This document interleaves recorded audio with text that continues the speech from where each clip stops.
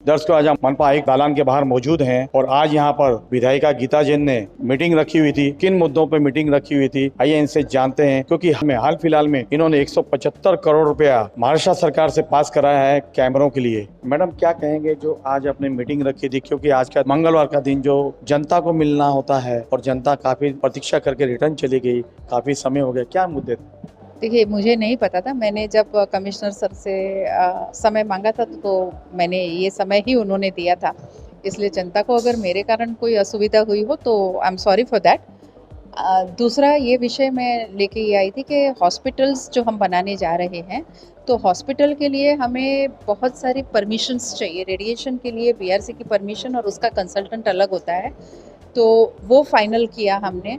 एक महावीर भवन यानी जैन भवन, उसके लिए कुछ अलाइनमेंट चेंज हो रहा था, तो उसकी चर्चा की और उसको पॉजिटिवली आगे कैसे रोड टच किया जाए, उसके लिए हमने ये चर्चा की। और 3 मीटर जो कहीं कम पड़ रहा था ताकि वो 10 माले का हो जाए, तो वो पॉजिटिवली गोपाल भाई ने भी एग्री किया कि मैं ये 3 मीटर और देने को तैयार हूँ, आप 10 माले का अच्छा आधुनिक जैन भवन बनाइए। उस जैन भवन में क्या क्या सुविधाएं हैं?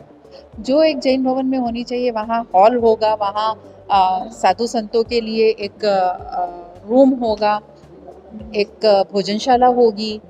और थोड़ा सा मैंने ये सोचा है कि कहीं ना कहीं हमारे युवा वो जुड़ने चाहिए ये ऐसी चीज़ों से, तो हमने एक जिम का प्रपोजल रखा है, तो जिम भी होगा और मल्टीपर्पज़ हॉल और रहने की व्यवस्था, रूम्स, तो ये सब होगा। क्योंकि यहाँ अगर किसी के यहाँ कुछ है, किसी ने मेहमान बुलाया है, हमारे सभी जैन भाइयों के घर अगर शादी वगैरह होते हैं तो उनको रहने के लिए रूम्स का बहुत प्रॉब्लम होता है, जिनके घर छोटे होते हैं, तो रहने के रूम्स भी उसमें होंगे।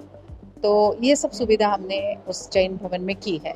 मैडम, बहुत सारे जैन परिवार जो मध्यम वर्गीय हैं, कई परिवार गरीब भी हैं, तो क्या उनके लिए वहाँ पे कुछ कम्युनिटी सेंटर का ऐसा कुछ आयोजन कम्युनिटी सेंटर तो है ही, उससे आगे बढ़ के मैंने ये सोचा है कि कुछ एक फिक्स। मैं अभी बेंगलोर का जब जैन भवन देख के आई थी, एक बात मुझे वहाँ बहुत अच्छी लगी कि 1.5 लाख में वो गरीब बेटियों की शादी बहुत अच्छी तरीके से कराते हैं।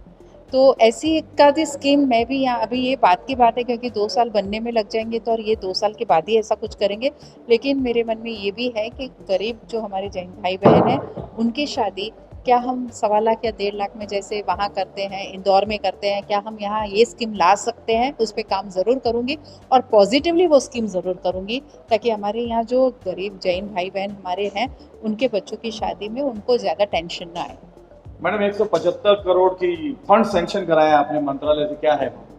यहाँ जब आपको याद होगा कि फडणवीस जी जब यहाँ आए थे, तब मैंने उनसे कहा था कि हमारा डीपीआर मंजूर है और फंड हम वेट कर रहे हैं कि पूरे शहर में जो सीसीटीवी का नेटवर्क लगाना है उसका हमारा डीपीआर हो गया है और हमारे सिर्फ एक सिग्नल आपके चाहिए कि फंड मंजूर हो जाए। तो उन्होंने उसी समय पॉजिटिवली कहा था और जैसे ही मैं उस दिन उनको वो मेरी प्रपोजल लेके गई, हमारा डीपीआर लेके गई, उन्होंने तुरंत ही उसको मंजूरी दे दी और बहुत जल्दी सीसीटीवी का फंड हमारे यहाँ आने वाला है। देखिए, किस तरह से गीता जैन जी ने प्रकाश डाला है और जो भी आज मुद्दे थे इन्होंने बताया है। जो जैन भवन बनाया जा रहा है, वो जैन भवन जो इनकी योजना है वो अगर साकार हो जाती है तो बहुत सारे गरीब निम्न परिवारों को उसका फायदा होगा। बहुत नेक सोच इनकी। और 175 करोड़ रुपया जो महाराष्ट्र सरकार ने सीसीटीवी कैमरों के लिए दिया है, उन कैमरों से मीरा भाईंदर सुरक्षित नजर आएगा। कैमरामैन प्रभात मित्र के साथ शशि शर्मा।